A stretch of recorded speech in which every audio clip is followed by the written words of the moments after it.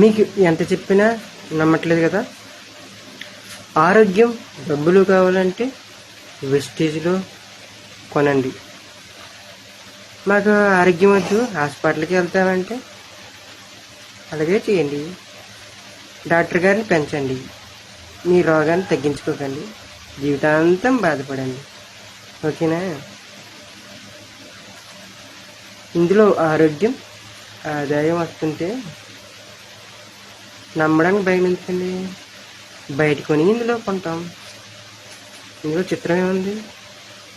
చెప్తుంటే మనకి ఏదో వచ్చేది అనుకుంటున్నారేమో. ఇంట్లో ఒకరికొకరు కలిసి పని చేస్తే డబ్బులు ఈజీగా సంపాదించుకోవచ్చండి. టీవీలో ఏమన్నా చూసుకుంటా ఆ సబ్బు వాడతాడో తెలియదు, చేస్తాడో తెలియదు, ఏటో మనుషులు.